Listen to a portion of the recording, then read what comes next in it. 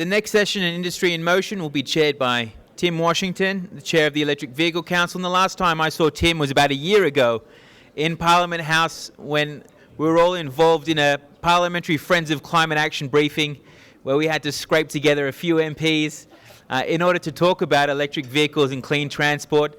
And a year later, now we have to knock people back from getting into the room. Things have certainly changed.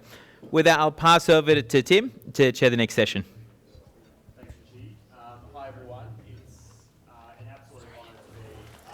Room. I was telling a few people today, I still remember the days when they had a number of people in this room and I were kind of on a phone saying, hey, we should start this EV council thing because we think the EV industry is probably going to need a body to represent it. And I don't know, it feels like my life's flashed before my eyes and all of a sudden we're in a room with the industry and it's just amazing. So thank you, all of you, for being here. Couldn't have imagined it several years ago, to be honest. So I think Jane's just getting mic'd up. So I'd like to welcome a really great panel today. So I feel free to come up. So Jane Hunter is the CEO of Tritium. Tritium's a world-leading designer and OEM of DC fast chargers for electric vehicles. You will have seen their charging stations everywhere, and they recently listed on the NASDAQ. Also joined by Benjamin Ward, who's the Managing Director of Supercheap Auto. I'm sure all of you are familiar with Supercheap Auto. Tony Fairweather, who's the President and Founder of C Electric, which is an Australian automotive technology company specialising in electrifying commercial and heavy transport. And we're also joined by KYLEA TINK, who's the member for North Sydney. Morning.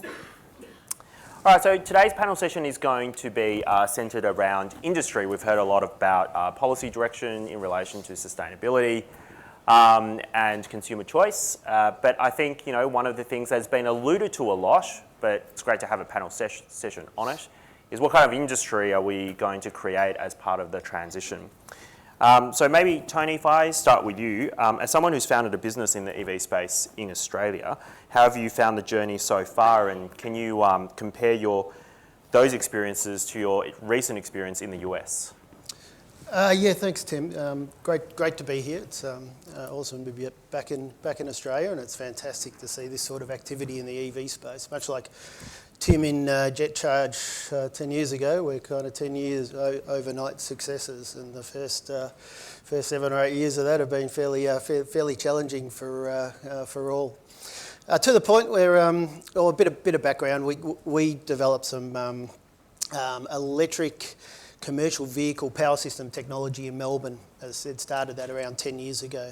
Focused specifically on the delivery and distribution vehicle segment of the automotive space. A segment that really hasn't been spoken about much today, but it's a segment that is really well suited to electrification for a range of reasons. Duty cycle works, there's plenty of dwell time at night for onboard AC charging, very minimal and fixed routes and the likes, and the economics kind of make sense. So, started that journey in Australia, the first 7 years, and I was talking to Jane about it just before. We really struggled to get support, both government and state and federal, but we just couldn't fund the business. We raised about $15 million, I think, in that first 7 years, and there came a point. It was actually a catalyst, defining moment, when one of the big four banks that we had a very small trade finance facility with $500,000 for funding components, and it was the same week that Michaela Cash told everyone in Australia that tradies wouldn't buy electric vehicles, and they knocked on our door and said, hey, we don't believe in electric commercial vehicles, and pulled that trade finance facility. So it wasn't just about chasing the opportunities that were in the US, it was quite frankly about saving the business and surviving, and it's been fantastic. I would have loved to be able to do it from here, but for the last 3 years we've raised more than $100 million. We're just closing on another $150 million now. We've still got our Australian business. Our team down the back's doing an exceptional job there, and huge opportunities in that delivery and distribution vehicle space. So hoping to see opportunities that the likes of the Minister spoke about before, with zero tariffs for imported electric vehicles. It'd be great to have that for the batteries and the motors and the SKDs that we've got coming in, and Glenn and Bill down the back there are producing literally hundreds of those at the moment for distribution around Australia. Forecast to build about 3,500 trucks next year. As I said, very well suited to the electrification industry. So I'll stop there, 30,000 foot view, but it's great to be here, really excited. That's great. And Kylie, I mean, the story of Australian businesses who've had to go overseas to find success is a familiar one. What goes through your head when you hear stuff like that? Oh, it just reiterates for me why I'm here, to tell you the truth. So I don't come from a political background. You know, I've spent 35 years building businesses, running teams, working in the not-for-profit space, and I confess it was very much a combination for me of frustration but also eternal hope that kind of led me to say yes when a community asked me if I would run for federal politics, because I think fundamentally what's been missing in the political system here in Australia for the last decade at least has been any sort of common sense and any sort of commitment to progress. Sorry. But I mean, your story is heartbreaking. And I mean, you do hear it so frequently here in Australia. We are a nation of innovators, of thinkers and doers. But if the legislative environment isn't set to support you in realising that, of course you have nowhere else to go.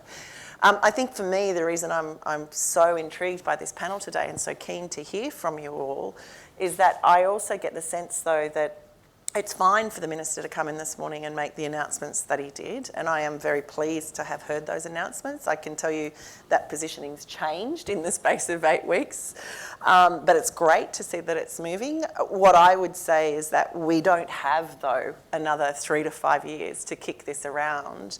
It is time for us to move now, because the market opportunities that exist now are closing rapidly around us. And, you know, if we don't do it, Indonesia will, Thailand will, Vietnam will, you know, there's 1,000 other locations that want this.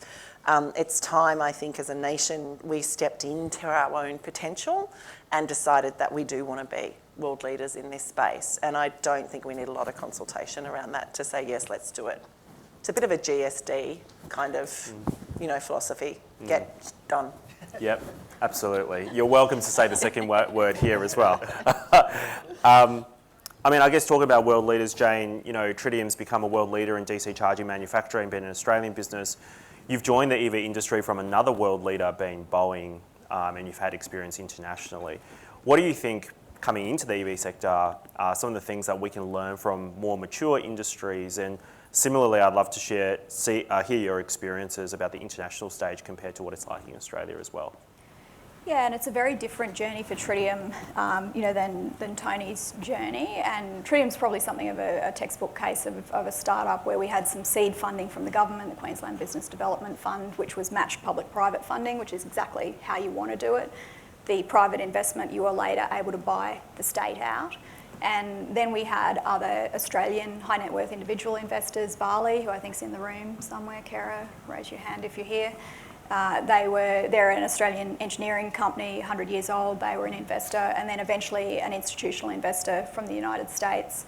And from there, when I came into the company, they were already in place. At that stage, they were looking to mature the company, to raise capital, to keep the market share that we gained. So at that point, Tritium had number 2 global market share in DC fast charging. So we had the tiger by the tail. We need to keep it as the industry, as you know, it hit the tipping point, Tim, at the end of 2019, start of 2020. And so we needed capital to scale. And what we managed to do was list on the NASDAQ, but keep it as an Australian company. So we're an Australian company listed on the NASDAQ. We're majority Australian directors and majority Australian shareholders, which is a lovely story, but a very unusual story. And we're an exporter, so we export over 90% of our product. Last year we made an even amount of revenue from North America and from Europe. We made 14% from the Asia Pacific region. So these are the stories that you want to create in Australia, which is homegrown industry with homegrown IP, but not selling it to move the whole business offshore, because we actually bring in Euro and USD into Australia, which is just a great story. Absolutely, I agree. And maybe, Benjamin, I'll move to you. As a retailer specialising in auto parts and accessories, where do you see Supercheap Auto as playing the EV space? Do you view it as another major business opportunity, or is it something more than that for you? I think it's absolutely more. Tim, we see it as not an opportunity, but as a responsibility, and a responsibility to our customers as they are looking to choose EVs. We want to support them on that journey of EVs. And we've talked today about probably three main issues facing EV uptake within Australia: the affordability, the supply issues, the range anxiety, and there's probably a fourth one for us, which is the availability of products and services to suit the customer over the lifespan of the product. And we've probably we find it a little bit hard to help with the affordability and the supply issues being super cheap auto, but the range anxiety we actually see an opportunity and a role for us to play in. We've got 329 stores, all states and territories in Australia, North Island, South Island of New Zealand, rural and regional areas.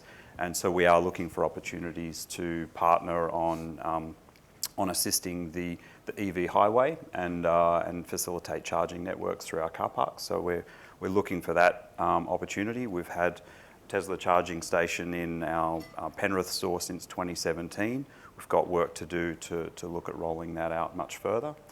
But probably the biggest area that Supercheap Auto can support is the products and services we sell. So the average age of the car park in Australia is now 10.7 years and growing. And as a customer purchases an EV, they want assurance that, well, they can come and get products when they purchase it, whether it's a car seat cover or a mum's taxi sticker. Yep. But as they go through the ownership of that vehicle, they want assurity that they can get windscreen wipers replacement within that warranty period as it comes out of the dealer network, which is usually about 3 years. We've got a good another 7 years then where they'll be looking for replacement parts. And so we've already started ranging EV charging cables all the way through to brake pads for EV vehicles to make sure that the customer can actually have a surety that they'll have parts available and service opportunities for the lifespan of the vehicle and keep that maintained fully. It is really interesting, isn't it, that as we move towards electric transport and you can charge up anywhere there's electricity, where they buy their windscreen wipers and their L-plate, they can also charge up their car and fuel up their car. It's just a crazy world we're living, but no, it's really interesting. So, Tony, if I move back to you, you started in Australia, you still manufacture in Australia, you also got operations in the US. I mean, if you look forward, say, 5 to 10 years, what are some of the opportunities, I guess, for industry, I guess in particular manufacturing, do you see in Australia if we kind of accelerate our policy development? Do you see an industry building here? Yeah, 100%. So, I think as much as Australia's been very late to move, I think, from what I'm hearing today, the opportunity to move very quickly and catch up with the rest of the world is absolutely there. One of the reasons we were able to raise capital so easily in the US was not just because we had really good technology, and we do. We've got really unique proprietary technology. It's been developed in Australia. It's Australian software. Our IP sits here. And it's been really well received in the US. But it's because the industry that we targeted, the delivery distribution vehicle industry, has fantastic regulations, incentives, and structures to scale. The US has recognised the absolute benefit from electrifying delivery and distribution vehicles. And what we're talking about there is FedEx, Amazon, UPS, and in the case here, Woolworths, and Toll and Australia Post, those sort of vehicles.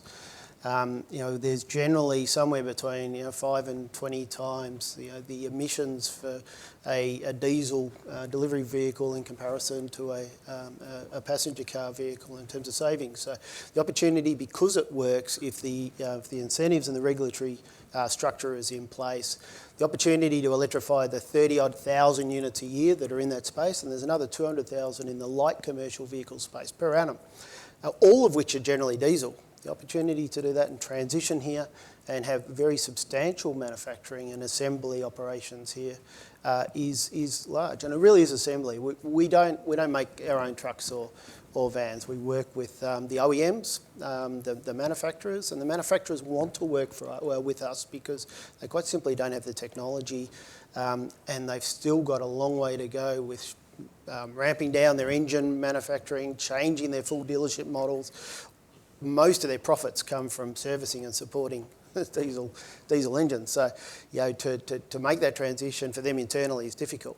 We're really lucky we've got something that makes that happen. And there's been one particular rule in the US called the Advanced Clean Truck Rule, which has underpinned everything that's been done in this space. And it effectively mandates a certain percentage of this segment, commercial vehicles, being electrified and sold as new vehicles. It's been done on a state basis. It was led by California, of course, but picked up by 14 other states. And it mandates, starting in 2024, that 7% of trucks need to be zero emission to be allowed to be sold in California and those 14 other states, which are all blue states, and that makes up about 50% of the market over there. And then it goes to 9% the next year and up to 75% by 2035. It's a bit of a big stick approach, but it's actually worked with the OEMs. It's driven their activity. It's made them come and find technology companies like us. And then there's been incentives and the likes that have been built around that, and other regulatory framework to make that happen. Now that starts in 2024. I'd highly recommend that gets looked at as a similar sort of structure from here. We could just emulate that from the US, and it's had a huge effect. So the uptake of zero emission delivery vehicles is substantial. So if something like that comes into play here with some incentives to help the end customers uptake, the opportunity to employ thousands of people in this industry alone. Glenn and the team in Melbourne have 75 or 100 people at the moment, but if we start producing thousands of vehicles rather than hundreds, that could go through the roof very, very quickly. Sure. And Jane, do you feel the same way? You've got a manufacturing facility in Brisbane at the moment.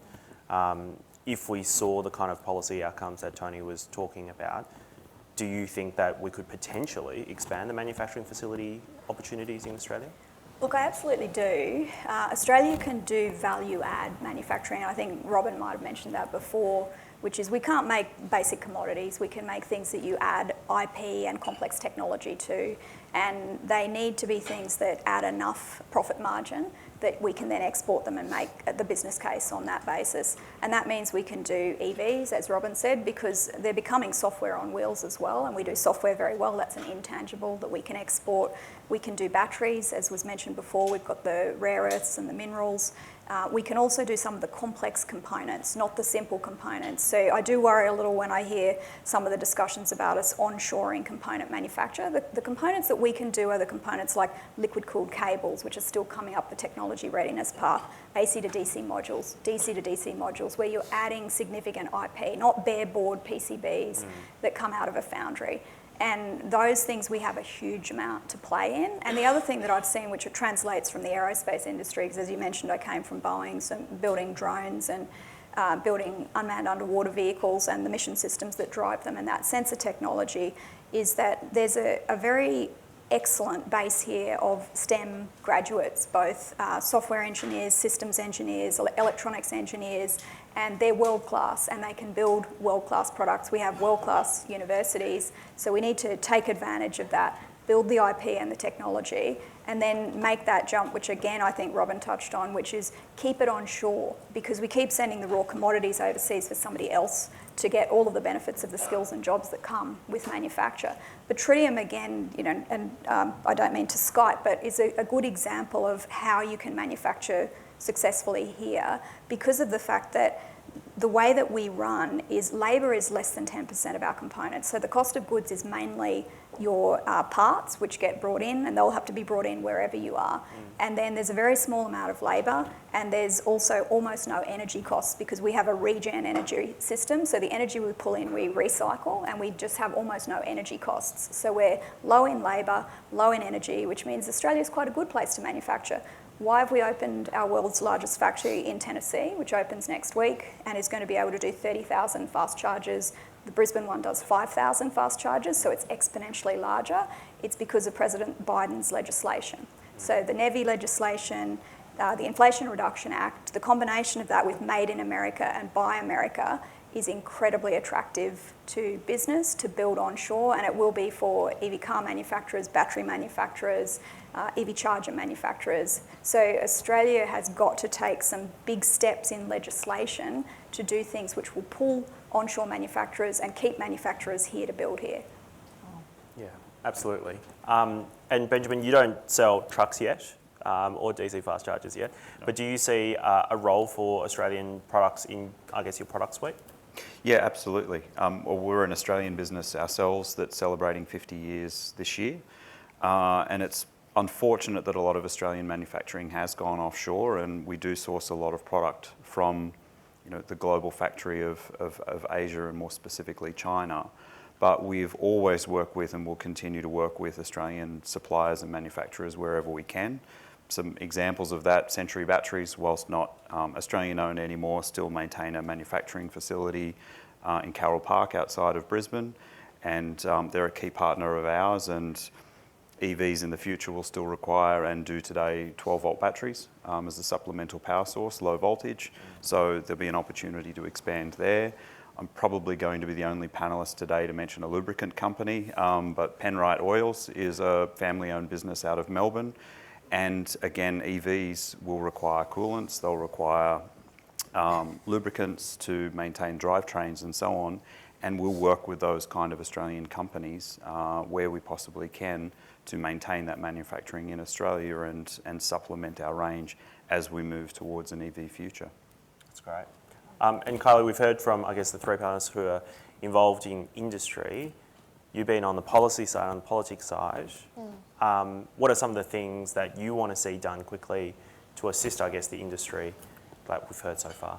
Well, I want to thank everyone for coming together today, first and foremost. I mean, I was fortunate enough to attend a breakfast this morning and have been here for most of the day listening to all of the information that's being shared. And it is incredibly heartening and inspiring to hear that there are businesses in Australia and around Australia that have succeeded against the odds in many cases, I would say.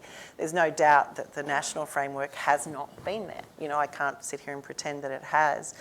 I think it's really clear to me that fundamentally the Australian federal government needs to do three things.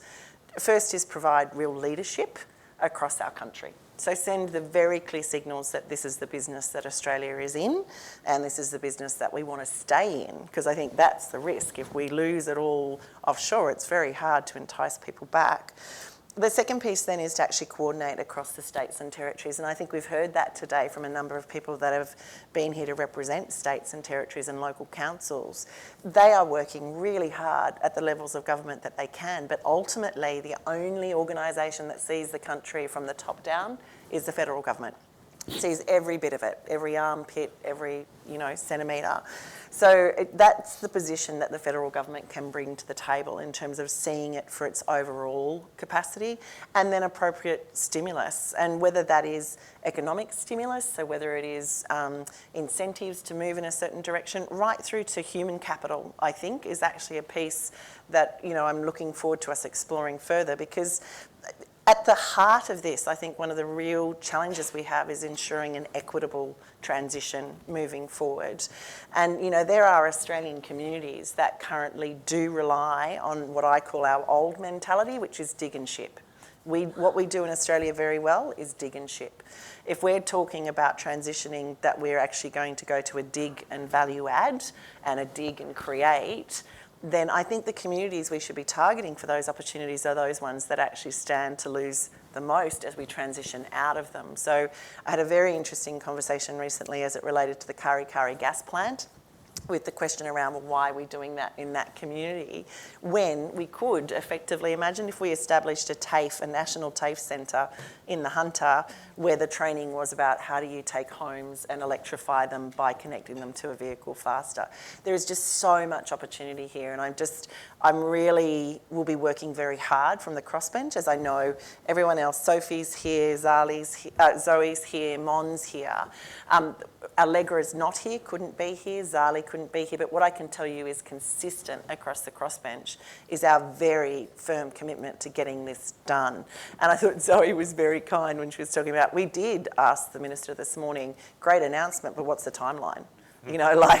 We're ready to go. The whole country is ready to go. Let's do this. And it would have been nicer to actually hear him announce this morning that fuel emission standards were being introduced, rather than just a white paper. Great. Do we have time for questions, or I'm looking for guidance from any? No, we do not have time for questions. Well, I'd really like to thank the panel. It's great to hear your perspectives. Cheers.